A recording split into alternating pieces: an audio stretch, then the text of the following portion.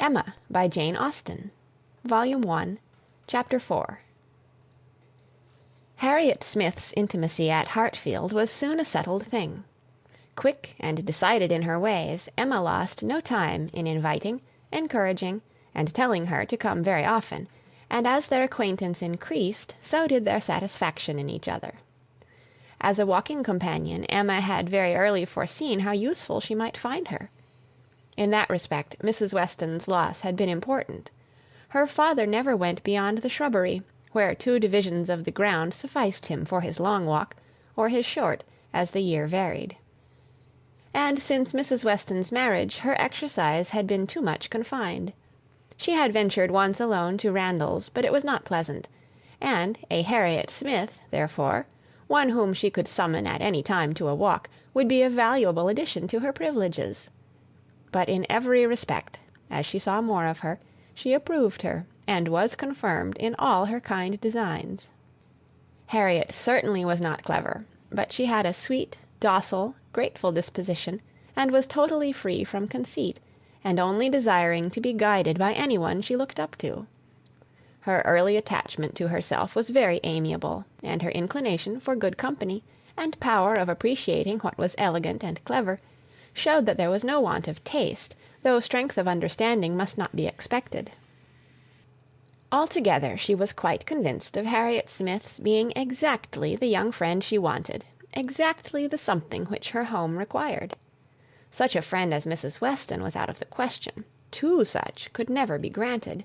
2 such she did not want. It was quite a different sort of thing, a sentiment distinct and independent. Mrs. Weston was the object of a regard which had its basis in gratitude and esteem. Harriet would be loved as one to whom she could be useful.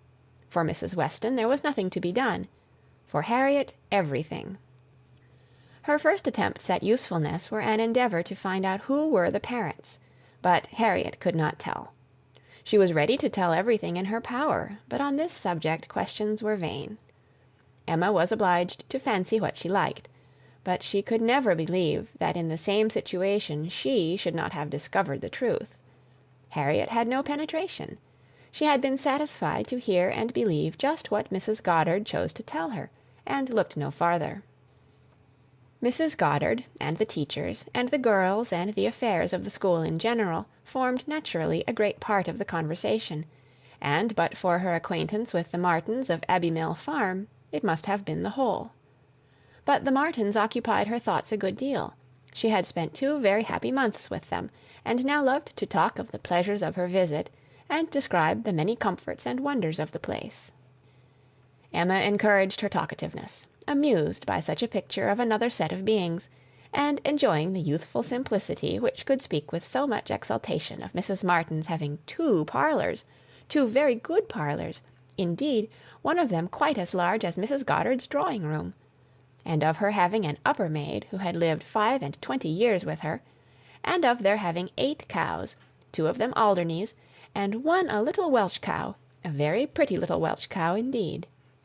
And of Mrs. Martin saying, as she was so fond of it, it should be called her cow, and of their having a very handsome summer-house in their garden, where some day next year they were all to drink tea, a very handsome summer-house, large enough to hold 12 people.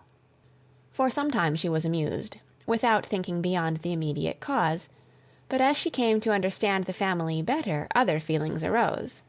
She had taken up a wrong idea, fancying it was a mother and daughter, a son and son's wife, who all lived together, but when it appeared that the Mr. Martin who bore a part in the narrative, and was always mentioned with approbation for his great good nature in doing something or other, was a single man, that there was no young Mrs. Martin, no wife in the case, she did suspect danger to her poor little friend from all this hospitality and kindness, and that, if she were not taken care of, she might be required to sink herself forever.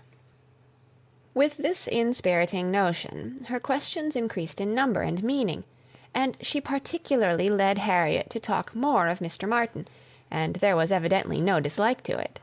Harriet was very ready to speak of the share he had had in their moonlight walks and merry evening games, and dwelt a good deal upon his being so very good-humoured and obliging.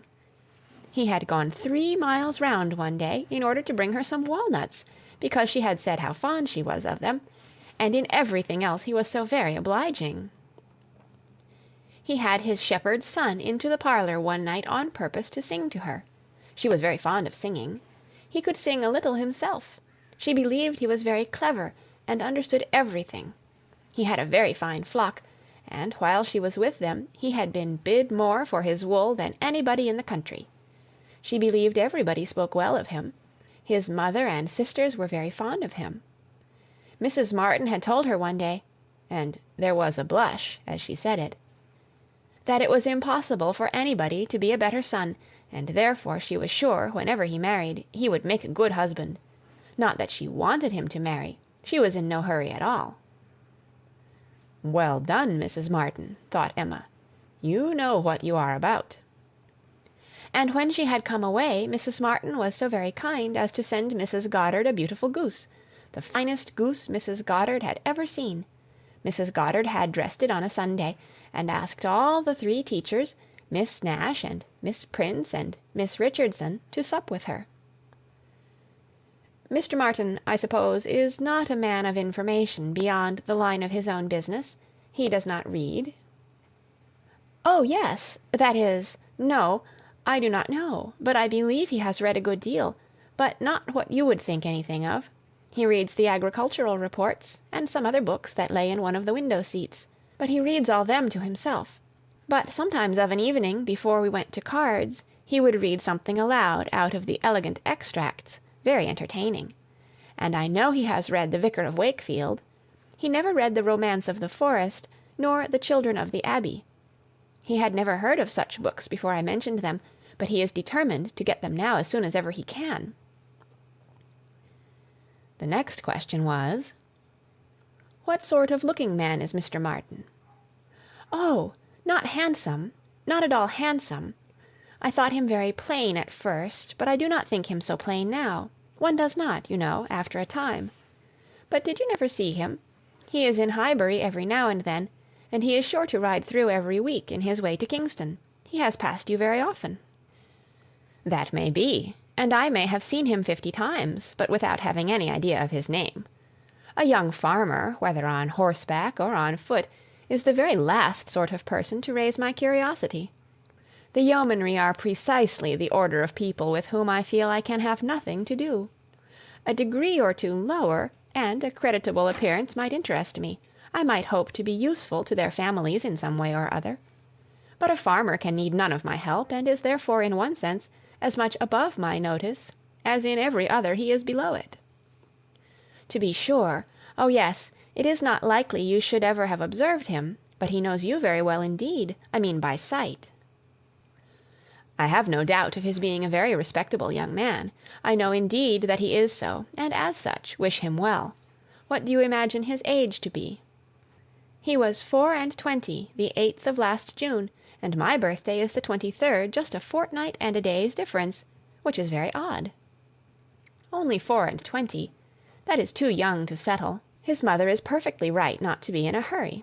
They seem very comfortable as they are, and if she were to take any pains to marry him, she would probably repent it. 6 years hence, if he could meet with a good sort of young woman in the same rank as his own, with a little money, it might be very desirable." "6 years hence! Dear Miss Woodhouse, he would be 30 years old." "Well, and that is as early as most men can afford to marry, who are not born to an independence. Mr. Martin, I imagine, has his fortune entirely to make, cannot be at all beforehand with the world.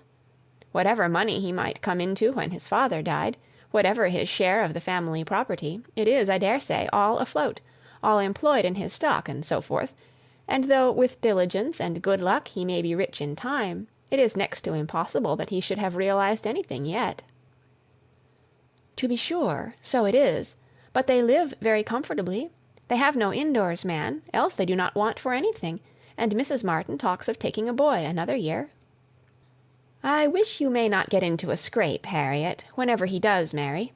I mean, as to being acquainted with his wife, for though his sisters, from a superior education, are not to be altogether objected to, it does not follow that he might marry anybody at all fit for you to notice. The misfortune of your birth ought to make you particularly careful as to your associates. There can be no doubt of your being a gentleman's daughter, and you must support your claim to that station by everything within your own power, or there will be plenty of people who would take pleasure in degrading you." "Yes, to be sure, I suppose there are. But while I visit at Hartfield, and you are so kind to me, Miss Woodhouse, I am not afraid of what anybody can do." "You understand the force of influence pretty well, Harriet, but I would have you so firmly established in good society as to be independent even of Hartfield and Miss Woodhouse. I want to see you permanently well connected, and to that end it will be advisable to have as few odd acquaintances as may be. And, therefore, I say that if you should still be in this country when Mr. Martin marries, I wish you may not be drawn in by your intimacy with the sisters to be acquainted with the wife, who will probably be some mere farmer's daughter, without education." "To be sure, yes. Not that I think Mr. Martin would ever marry anybody but what had had some education, and been very well brought up. However, I do not mean to set up my opinion against yours, and I am sure I shall not wish for the acquaintance of his wife.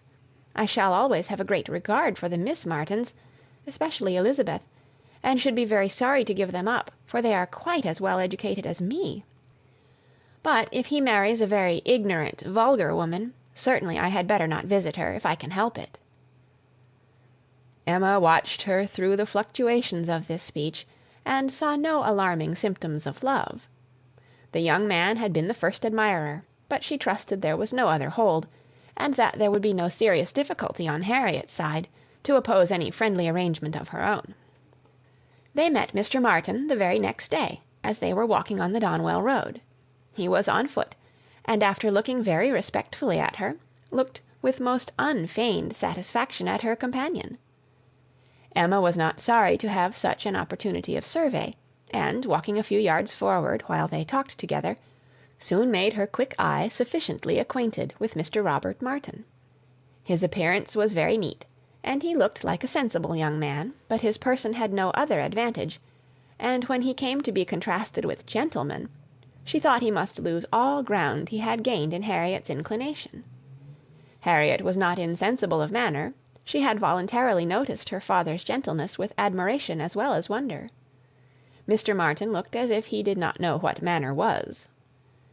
They remained but a few minutes together, as Miss Woodhouse must not be kept waiting, and Harriet then came running to her with a smiling face and in a flutter of spirits, which Miss Woodhouse hoped very soon to compose. "Only think of our happening to meet him! How very odd! It was quite a chance, he said, that he had not gone round by Randalls. He did not think we ever walked this road. He thought we walked towards Randalls most days. He has not been able to get the Romance of the Forest yet. He was so busy the last time he was at Kingston that he quite forgot it, but he goes again to-morrow. So very odd we should happen to meet. Well, Miss Woodhouse, is he like what you expected? What do you think of him? Do you think him so very plain?" "He is very plain, undoubtedly, remarkably plain. But that is nothing compared with his entire want of gentility. I had no right to expect much, and I did not expect much, but I had no idea that he could be so very clownish, so totally without air. I had imagined him, I confess, a degree or two nearer gentility." "To be sure," said Harriet in a mortified voice, "he is not so genteel as real gentlemen." "I think, Harriet, since your acquaintance with us, you have been repeatedly in the company of some such very real gentlemen, that you must yourself be struck with the difference in Mr. Martin. At Hartfield you have had very good specimens of well-educated, well-bred men. I should be surprised if, after seeing them, you could be in company with Mr. Martin again without perceiving him to be a very inferior creature, and rather wondering at yourself for having ever thought him at all agreeable before. Do not you begin to feel that now? Were not you struck? I am sure you must have been struck by his awkward look and abrupt manner, and the uncouthness of a voice which I heard to be wholly unmodulated as I stood here." "Certainly he is not like Mr. Knightley. He has not such a fine air and way of walking as Mr. Knightley. I see the difference plain enough. But Mr. Knightley is so very fine a man." "Mr. Knightley's air is so remarkably good that it is not fair to compare Mr. Martin with him. You might not see 1 in 100 with gentleman so plainly written as in Mr. Knightley. But he is not the only gentleman you have been lately used to. What say you to Mr. Weston and Mr. Elton? Compare Mr. Martin with either of them. Compare their manner of carrying themselves, of walking, of speaking, of being silent. You must see the difference." "Oh yes, there is a great difference. But Mr. Weston is almost an old man. Mr. Weston must be between 40 and 50. "Which makes his good manners the more valuable.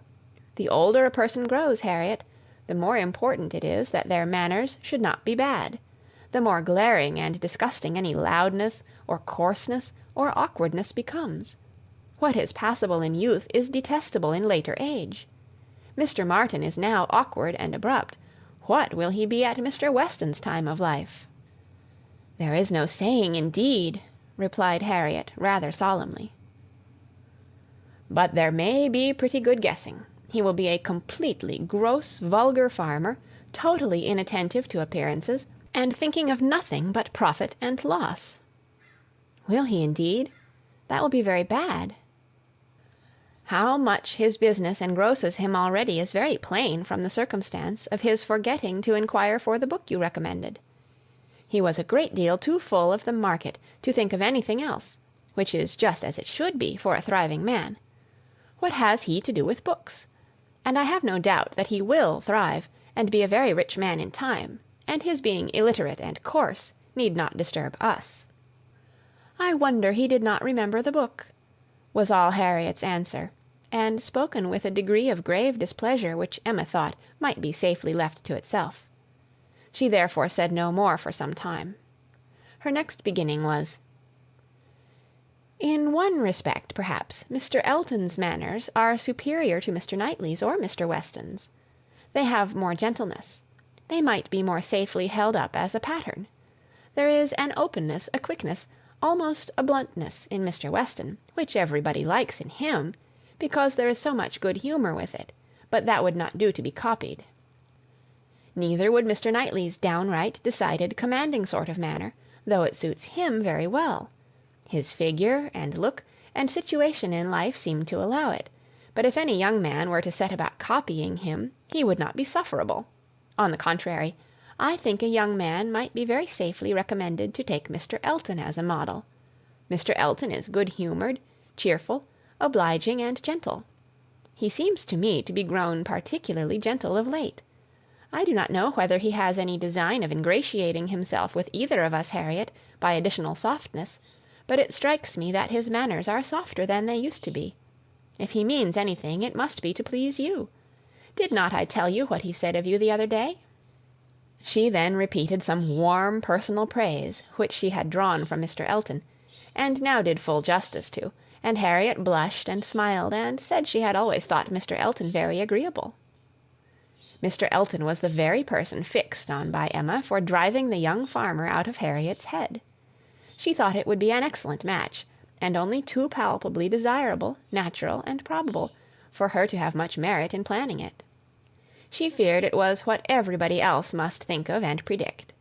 It was not likely, however, that anybody should have equalled her in the date of the plan, as it had entered her brain during the very first evening of Harriet's coming to Hartfield.